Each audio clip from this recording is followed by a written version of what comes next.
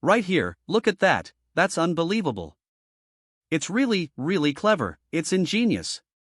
These guys were dialed in, from being locked up in one of the most secure prisons in the world to carefully planning an escape. Here is the terrifying discovery made at the tunnels of Alcatraz. Josh finds himself in Alcatraz Federal Penitentiary, commonly known as Alcatraz or the Rock. This was a high-security federal prison situated on Alcatraz Island in San Francisco Bay, California. Its operational period spanned from 1934 to 1963. He is at the spot to investigate the infamous prison break of 1962. As he goes through the evidence and the storyline explained by an FBI agent, the story about what happened during the escape is unveiled. While Alcatraz Federal Penitentiary was often commended for being escape-proof, there have been a few notable attempts of escape from the island, though none are confirmed to have been successful. One of the most famous attempts occurred in 1962 when three inmates, Frank Morris and brothers John and Clarence Anglin, attempted an escape by crafting makeshift rafts and dummy heads to fool the guards during nightly bed checks. Despite an extensive search, no conclusive evidence of their survival or whereabouts was found, and they are presumed to have drowned in the icy waters of San Francisco Bay. There have been other escape attempts throughout Alcatraz's history, but none have been confirmed as successful. It had 6 guard towers with over 60 guards, and it had the highest ratio of guards to prisoners of any prison. The prison's remote location and strong currents made escape extremely difficult, if not impossible, leading to its reputation as one of the most secure prisons in the United States. The prison opened its doors in 1934, and for 28 years, no inmate successfully escaped until 1962, the year before its closure. While the closure may have been influenced by this escape attempt, the primary reason was the high cost of managing the prison. This is John Anglin's cell, okay, and brother Clarence is right there, wow, so they're side by side. An existing myth surrounding the facility was its location on an island, surrounded by cold seawater, making escape seem difficult. Situated approximately 1.25 miles from San Francisco's shoreline, even if a prisoner managed to break out, navigating the frigid waters with temperatures around 53 degrees Fahrenheit was nearly impossible. Additionally, the prison administration and guards spread such myths to dissuade prisoners from even thinking about escape. You know no one gets off of Alcatraz, right? Right. You can try, but you're not going to be successful. For instance, prisoners were told tales of sharks lurking in the sea, suggesting that any escape brave enough to swim through the cold waters would become shark bait. They were led to believe that the guards had exceptional marksmanship and were under orders to shoot any attempting escape on sight. While these claims were unfounded, the prison administration continued to spread these myths, reinforcing the idea that escape was pointless. Through these falsehoods, the administration indirectly communicated to prisoners that they would remain locked up until their sentences were served in full. The perks of being a former FBI agent: it has its advantages. Wow, look at this. This is the cell. It's amazing, a close-up of cell block B. Due to Alcatraz's strict security measures, many of the nation's most dangerous criminals, including notorious figures like Al Capone and Machine Gun Kelly, were imprisoned there to deter thoughts of escape. Despite this, the prison's harsh conditions couldn't douse the inmates' desires for freedom. Over the years, 14 escape attempts were made, all of which failed, resulting in the recapture or death of the prisoners involved, with one notable exception. The infamous escape that stained Alcatraz's reputation began with 4 inmates, Allen West, Frank Morris, and brothers John and Clarence Anglin. Though it is commonly believed that only Morris and the Anglin brothers successfully escaped, West played a crucial role in planning the breakout. Once inside the small cell, one realizes how cramped it truly is. A complication did arise for Allen West on the night of the escape, but more on that later. All 4 inmates had previously attempted to escape from other prisons, which led to their transfer to Alcatraz, a facility intended to prevent further breakout attempts. Interestingly, it was West who first proposed the idea of escaping. Prisoners at Alcatraz were assigned tasks like cleaning and repairs. One day, while cleaning the roof above the cells, West noticed a ventilation duct that led to the roof of the building. Unlike other ducts, this one wasn't fully covered in concrete and had steel rods that seemed easy to cut. Recognizing the potential of this discovery, West informed Frank Morris, whose cell was near the ventilation hole. Morris, known for his intelligence, took over the planning from there. While West came up with the idea, Morris became the mastermind, thanks to his exceptional strategic abilities. According to prison records, Morris had an IQ of 133, placing him in the top 2% of the population, making him highly intelligent and capable of orchestrating such a daring escape.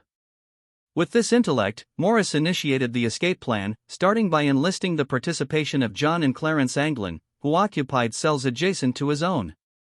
Their proximity allowed constant communication, a crucial element in executing their plan. To access the ventilation pipe hole discovered by Alan West, located behind their cells, the inmates needed to navigate through passageways designed for sanitary ducts. Once outside their cells, they could easily climb these ducts, reach the ventilation hole, cut the steel rods, and ultimately come out onto the prison roof. This is crazy, there's just this maze of passages behind the cell blocks. In each cell, there existed a small ventilation opening, too narrow for anyone to pass through. Frank Morris, who emerged as the operation leader and mastermind of the plan, observed that years of neglect had weakened the prison walls, worsened by the corrosive effects of seawater. Exploiting this weakness, they began the arduous task of digging through the walls. Despite lacking proper tools, they ingeniously used spoons obtained covertly, chiseling away at the walls day by day. The process of widening these openings was painstaking and required months of dedicated effort. Throughout this task, the inmates had to remain vigilant, ensuring that no guards caught sight or sound of their activities. To maintain secrecy, they allegedly worked during times when the prison was naturally noisy, such as during inmates' nightly hours of musical instrument playing. This masked any sounds from their digging efforts, ensuring they remained undetected. Additionally, they took advantage of routine maintenance work within the prison, using those moments to dig without arousing suspicion. The 4 inmates coordinated their digging sessions to align with times when they believed they were outside the guards' line of sight. They appointed one among them to keep watch over the corridor, alerting the others to the presence of any approaching guards. Given Alcatraz's reputation for strict security, boasting the highest number of guards among all prisons in the U.S., such caution was essential for the escape plan's success. Despite the constant risk of surprise prisoner counts by guards and the knowledge of the escape plan among nearby inmates, no one betrayed the conspirators. In fact, some inmates even lent their support to the endeavor. Helping fellow inmates in escape attempts was considered a matter of solidarity. According to personal accounts, assisting a prisoner in their escape was a fundamental principle of being a good inmate. One prisoner reflected, "When I was here, anyone that attempted escape or wanted to escape, I'd help him all I can." Remarkably, nearly 80 inmates were aware of the escape plan, a significant portion of the Alcatraz population at the time, and none divulged the information to authorities. To conceal the openings they created, the escapees crafted a clever cover-up. They fashioned cardboard planks in the prison workshop, painting them to match the cell walls and securely covering the holes. Additionally, they strategically placed personal belongings like instruments and clothing in front of the openings to obscure them from the guards' view. After months of painstaking work, the inmates successfully widened the openings to fit their bodies, marking the completion of the initial phase of their plan. However, their ultimate goal was not merely to escape the prison but to leave the island, a massive challenge, considering they needed to cross the sea. To address this, they devised a plan to construct a boat using materials at their disposal. Inspiration struck when they came across an article in a mechanics magazine detailing how to fashion a rubber boat and life jackets from raincoats, which were plentiful in the prison. With the assistance of fellow inmates, they collected and stole 50 raincoats. A dilemma arose about where to store and assemble their escape tools. The only available space was the roof of their cells, near where Alan West had found the ventilation duct opening. Though this area was regularly monitored by guards, West, under Frank Morris's guidance, devised a clever ruse. He convinced the guards that covering the bars with blankets and sheets was necessary to prevent dust during cleaning. This secured them permission to conceal the area, transforming it into a hidden workshop. For 2 months, they took turns using this space to build a rubber boat, life jackets, and cut through the ventilation rods. To avoid detection during surprise inmate checks, the inmates crafted fake heads from materials like soap, cement dust, and hair provided by Clarence Anglin, who worked in the prison barbershop. These fake heads, placed on their pillows, tricked the guards into believing they were asleep, allowing them to work in the workshop undisturbed at night. Photographs of the fake heads are still preserved in prison archives. Through this elaborate plan, the inmates managed to secretly prepare for their escape over 2 months. On the night of June 11, 1962, the Great Prison Break began. At 9:30 p.m., the inmates placed fake heads on their beds to deceive the guards, opened their dugout ventilation ducts, and made their way to the roof. Only 3, Frank Morris and the Anglin brothers, escaped, as Alan West struggled with his sealed ventilation opening. The trio encouraged West to follow but proceeded without him when he couldn't escape.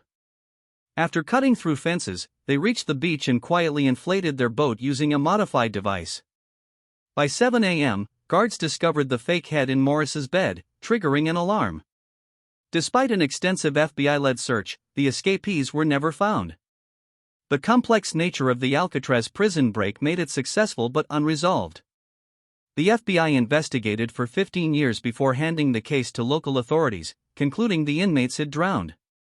However, doubts persisted, as bags containing life jackets, photos, and letters from the Anglin brothers were found, suggesting they wouldn't have discarded these sentimental items unless they faced a life-threatening situation like drowning. Some believe the inmates made it off the island alive. A photograph of John and Clarence Anglin in Brazil further fueled speculation about their survival. During his tour of the prison, Josh was taken aback by the new information he learned, finding it hard to believe he was walking down the same prison block where the infamous escape occurred. He was shown Frank Morris's cell and informed that the Anglin brothers' cells were further down the block. This blew his mind, as he couldn't understand how they could have come up with such a plan while being so far apart from each other. As Josh toured the prison, he was even locked in one of the cells to experience what the inmates went through. He was shown the tunnels the inmates used to exit their cells and reach the workshop where they crafted life jackets and rafts. The presumed escape route to the ocean was also shown to him. The most exciting part of Josh's visit was seeing the items in the FBI's possession that the inmates had used to aid their escape. He noted that many of their ideas, including the life vests, were inspired by literature found in the prison library, particularly old issues of Popular Mechanics. It was fascinating to think that one of the key elements of their escape was learned from educational materials available within the prison. Josh felt this underscored the importance of education, which can truly pave the way to freedom. Josh was shown a fake vent grate made from cardboard, soap, and paint that seamlessly blended with the prison wall, highlighting the inmates' craftsmanship. They spent 6 months chiseling the concrete with spoons and used a handmade periscope to check for guards. They even repurposed a vacuum motor into a drill, showcasing their resourcefulness. At the end of the tour, Josh saw the replica heads used to deceive guards and learned that the original escape plan involved 4 inmates. 1, Alan West, was left behind because he couldn't escape in time. As the story unfolds, Josh realizes that despite its reputation as the world's most secure prison, Alcatraz had its vulnerabilities. The 3 men who successfully escaped prove that. Yet, the most intriguing part is that these 3 men were never found, leaving their fate a mystery. Josh reflects on how their incredible story would make an epic movie, one filled with suspense, ingenuity, and unanswered questions.